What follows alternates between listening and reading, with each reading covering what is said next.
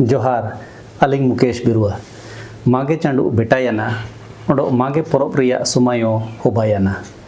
माघ पूर्णिमा के इस त्यौहार को हो समाज पूरे जोशो खरोश से मनाता है। उसका प्राकृतिक कारण सिर्फ यही है कि खेती बाड़ी का सारा काम इस समय तक पूरा हो जाता है और हो समाज साल भर के मेहनत का जश्न मनाने के लिए तैयार होता है और अपने उन सभी सहयोगियों को धन्यवाद देता है जो समाज के इस सफ़र में साल भर साथ दिए, जिसमें बोंगा बुरू से लेकर गाय बैल चराने वाले सभी आते हैं।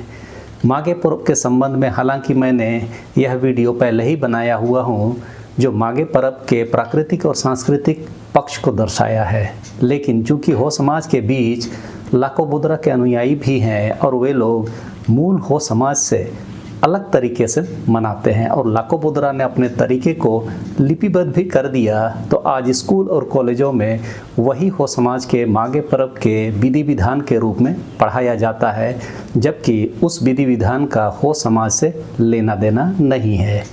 मैं कुछ बातों को समझने के लिए संदर्भित करूंगा ताकि चीज़ों को समझा जा सके। हो समाज में माघे पर्व हो समाज के लोगों के जंगली जीवन से खेतीबाड़ी के जीवन में प्रवेश के बाद फसल चक्र के अंत में मनाया जाता है। दूसरे तरीके से समझें तो यह प्रकृति का त्यौहार नहीं है बल्कि फसल चक्र से संबंधित त्यौहार है, जिसे हो समाज अपने फसल को घरों के बांदी ओआ में धान आदि को रखने के बाद साल भर की मेहनत का खुशी इजहार करने के लिए मनाता है। बाबा हेरमूट, हेरो परब, जोमनामा परब, कोलोमोटानी और माघे पर्व सभी फसल चक्र से संबंधित त्यौहार हैं। बाहा पर्व एकमात्र त्यौहार है जो प्रकृति से संबंधित त्यौहार है। इन त्योहारों के पीछे जो कहानियाँ लाखों बोदरा द्वारा बनाई गई वह सब हो समाज को सांस्कृतिक से धार्मिक बनाने की प्रक्रिया का हिस्सा रही है। मैंने हो समाज में धर्म की बोंगा बुरू की शुरुआत से संबंधित वीडियो भी बनाया है, देखा जा सकता है। पहली बात तो हो समाज में दो व्यक्ति सिद्धांत एग्जिस्ट नहीं करता है, यानी सिंहबोंगा ने लुकु बूढ़ा और लुकुमी बूढ़ी को बनाने का किस्सा ईसाई धर्म से लिया गया है। इस बात में कई विवाद हो सकते हैं, लेकिन चूंकि लाखों बोदरा भी अपने समय में ईसाई में धर्मांतरित हो गए थे और कैसे वे वहाँ से निकले या निकाले गए उस पर अभी बात नहीं करेंगे, लेकिन आदम और ईव की भांति आदिवासियों में भी दो व्यक्ति सिद्धांत वास्तव में ईसाईयत से ही लाया गया। कई और आदिवासी समाजों में भी दो व्यक्ति सिद्धांत ईसाईयत से ही आया है। प्राकृतिक तौर पर तो मानव का क्रमिक विकास होमो सेपियंस से हुआ है और यह दुनिया में साबित हो चुका है। आज के समय मानव के डीएनए में 98% होमो सेपियंस से ही मिलते हुए डीएनए हैं, तो 2% निएंडरथाल से मिलते हैं। यानी 70,000 साल पहले मानव विज्ञान और मानव इतिहास के हिसाब से, जिसे साइंटिफिकली साबित किया जा चुका है, मानव समूह एशिया और भारत में कदम रखा था। उसी में से कोई समूह सारंडा और रांची के जंगलों में रह गया, जो कालांतर में एस्ट्रोएसेटिक मुंडा परिवार के हम लोग हुए। तो सिंहबोंगा ने दो विकसित मनुष्यों को बनाकर पृथ्वी पर भेजा। यह थ्योरी मनगढ़ंत और काल्पनिक है। जब यह थ्योरी मनगढ़ंत है तो माघे पर्व में भी लुकु और लुकुमी की भूमिका बांधने के पीछे लाखों बोदरा की अपनी थ्योरी है, हो समाज की नहीं। 2024 में हाटगमरिया में आदिवासी हो समाज महासभा की ओर से दिवरी सम्मेलन आयोजित किया गया था, जिसमें लुकु लुकुमी के सिद्धांत को दिवरियों ने सिरे से खारिज कर दिया और लाखों बोदरा के सिद्धांत को हो समाज में मानने से इनकार कर दिया। यह तो हुई एक बात। हो समाज में भी माघे पर्व को 8 दिनों का तकनीकी तौर पर मनाने का फैसला दिवरी सम्मेलन में हुआ। अनादर के पीछे कहानियाँ अलग अलग सुनी और सुनाई गई, जैसे साल भर खेती बाड़ी में व्यस्त रहने के बाद माघे पर्व से पहले देसावली के स्थलों को साफ सफाई करने के लिए अनादर करते हैं। तो दूसरा, दिवरी और तीगो गोम जो पर्व त्योहारों में गाँव की पूजा उपासना करते हैं को देसावली से पहचान कराने कि यही लोग आपकी सेवा शुश्रूषा करेंगे। कई गांवों में नए दिवरी या तीगो गोम की देसावली से पहचान कराने के लिए अनादेर आदि मनाया जाता है, आदि आदि। लेकिन लाखों बोदरा की तरह किसी दिवरी ने भी सिंहबोंगा द्वारा लुकु और लुकुमी बूढ़ी को रानू बनाना सिखाने की बात नहीं आई। तो इस बात को हो समाज के लोगों को स्पष्ट होना चाहिए कि तकनीकी तौर पर देसावली में साफ सफाई और दियोरियों की पहचान संबंधी अनुष्ठान संपन्न किए जाते हैं और उसके बाद गांव से देसावली जाने और वहां साफ सफाई करने के दौरान यदि कोई एरे दिखता है तो उसका खंडन करके वहीं पर माघे पर्व का दिन पूर्णिमा या उसके इर्द गिर्द गांव की सुविधा के हिसाब से तय किया जाता है। तो इसी को अनादर के रूप में हो समाज मनाता है। इसमें दो व्यक्तियों से संबंधित कोई कहानी नहीं है, बल्कि गांव में रहने वाले हो समाज के लोगों के सांस्कृतिक और प्राकृतिक गतिविधि को व्यवहारिक रूप से संपन्न करने की परंपरा है। इसका संबंध किसी भी स्तर पर महिलाओं के मासिक धर्म से संबंधित नहीं है, जैसा कि लाकोबोद्रा की फिलॉसफी कहती है। गौमारा का संबंध मवेशियों और मवेशी चराने वाले गौ लोगों से है, गोट बोंगा से है और दियोरियों ने इसी रूप में मनाने की बात कही। इसका नई लड़की के मासिक धर्म शुरू होने से कोई संबंध नहीं है, जैसा कि लाकोबोद्रा के अनुयायियों द्वारा कहा जाता है। वह अपनी मान्यता माने, लेकिन वह हो समाज की मान्यता नहीं है। इसे ही समझने के लिए मैं इन चीज़ों को स्पष्ट कर दे रहा हूँ। महिलाओं का मासिक शारीरिक शुद्धिकरण की प्रक्रिया है, प्राकृतिक प्रक्रिया नहीं है, व्यक्तिगत प्रक्रिया है। उसका हो समाज के माघे पर्व से कोई संबंध नहीं है। हाँ, पहले ज़माने में घर छोटे थे, रहने की जगह कम थी। ऐसे में दियोरी की पत्नी को होने से वहाँ पूजा पाठ को संपन्न करने में एक तो स्त्री को आराम की आवश्यकता होती है, दूसरा वैसे समय में मूड स्विंग भी एक चुनौती होती है। तो उसका ख्याल रखने और पत्नी की स्वच्छता का ख्याल रखने के लिए दूसरे काम नहीं करने की एक पति की स्वाभाविक जिम्मेदारी को कालांतर में कई कुरीतियों से जोड़ दिया गया, जिसमें वैसे समय अपवित्र होने आदि की बात सामने आई, जिसका कि सच्चाई से कोई लेना देना नहीं है। हम सभी जानते हैं कि वह कभी भी अशुद्ध नहीं हो सकता, क्योंकि वही महिलाओं में नए बच्चे पैदा करने का संकेत देते हैं।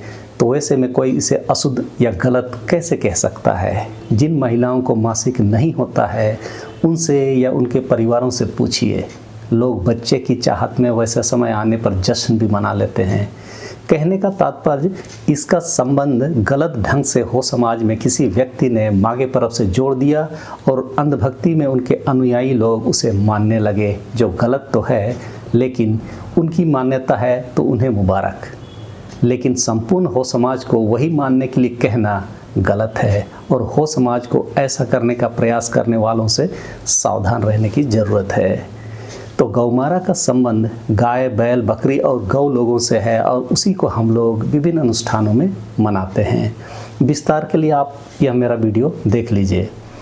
ओते इली का संबंध भी उसी तरह समझिए कि जिस तरह साल भर में खेतीबाड़ी के दौरान हमें बाघ, भालू, सांप, बिच्छू से बचाए रखते हुए साथ देने के लिए इस प्रकृति को, देसावली को हम धन्यवाद देते हैं, उसी तरह धरती को भी हम लोग इली स्वरूप जमीन में हंडिया को गिराकर सम्मान करते हैं।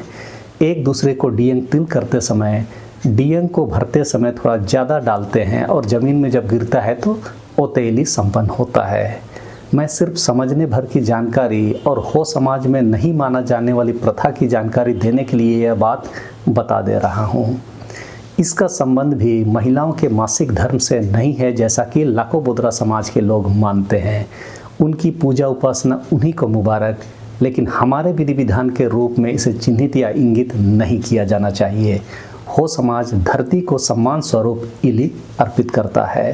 हे सकम, पर्व त्योहार में पहले थाली आदि नहीं होते थे। उस समय जंगल से पत्ता लाकर उसका चिटकी बनाकर उसी में खुशी खुशी त्योहार के व्यंजनों का लुत्फ उठाते रहे हैं, हंडिया का लुत्फ उठाते रहे हैं। लोग जंगल जाकर पहले लाते थे, आजकल बाजार से खरीद कर पूरा करते हैं।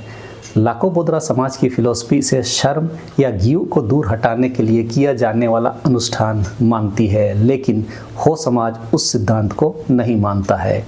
हो समाज व्यवहारिक तौर पर आज भी पत्तल के दोने आदि में पर्व त्योहारों में खाने को अपनी परंपरा मानता है, लेकिन घीव दनन करते हुए हमने उस समाज के लोगों को भी आज तक नहीं देखा।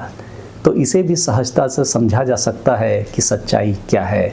कहानियों से समाज नहीं चलता है, संस्कृति और दस्तूर से चलता है, जिसे हमने प्राकृतिक जीवन जीने के क्रम में प्रकृति से सीखा है। गुरी लोयों का संबंध घर आंगन की साफ सफाई से है। मेहमान के आने से पहले घर आंगन साफ सुथरा रहे, यही मकसद है। लुकु लुकुमी की किसी कहानी से हो समाज में कोई संबंध गुरी लोयों से नहीं है। मारंग बोंगा, इस दिन गांव में रहने वाले सभी लोगों को देसावली के सामने पहचान की जाती है और साल भर कृपा बनाए रखने के लिए धन्यवाद देते हैं। सभी को कुशल मंगल रखने की कामना की जाती है। इसका संबंध भी लुकु लुकुमी के राशि या डीएंग पीने से नहीं है, जैसा कि लाकोबोद्रा ने अपना सिद्धांत बनाया। जतरा पूजा वास्तव में नकारात्मक शक्ति को भगाने के लिए संपन्न किया जाता है। विस्तार से नहीं जाऊंगा, लेकिन इसका संबंध कहीं से भी लड़का लड़की के संबंध या उस संबंधी गतिविधियों से नहीं है। गांव-गांव में अनुष्ठानों में विभिन्नता होती है। चूंकि अखाड़ा पूजा से यह पैदा हुआ, तो जो जैसा पूजा किया वैसा दस्तूर जुड़ा। उसी तरह हर बगिया में बगिया बोंगा को गांव से दूर जंगलों में वापस भेजने की प्रथा है। इसका संबंध कहीं पर भी भाई बहन के संबंध को जस्टिफाई करने की कहानी से नहीं है। जी हाँ, कहीं नहीं है इसका संबंध।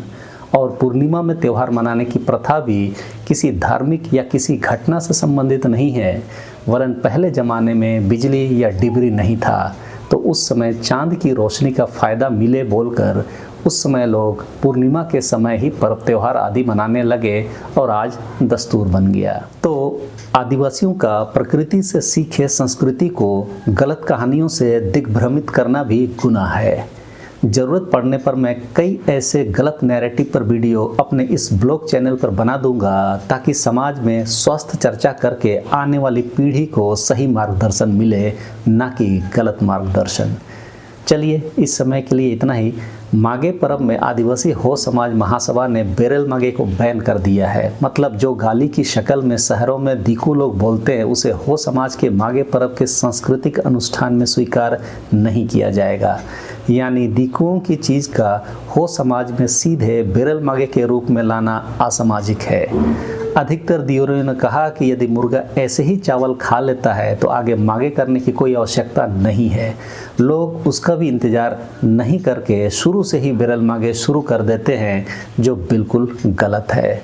महासभा में इस संबंध में निर्णय में बेरल माघे नहीं करने के साथ ही यह भी तय किया गया कि यदि कोई साहित्यिक शब्दों की आवश्यकता पड़ी जिसे महासभा जारी कर रही है, तो वैसे लोग भी दियोरियों की भांति कटप तुरुप करेंगे और वही लोग हो समाज में मान्य नारा लगा सकेंगे। जब दियोरी लोग पूरे गांव के लिए उपवास करके सबके भलाई के लिए पूजा उपासना कर रहे हैं, तो सामाजिक नारा करने वाले भी उसी तरह उपवास वाले ही योग्य होंगे, नहीं तो एरे या अपशकुन के भागी बनेंगे।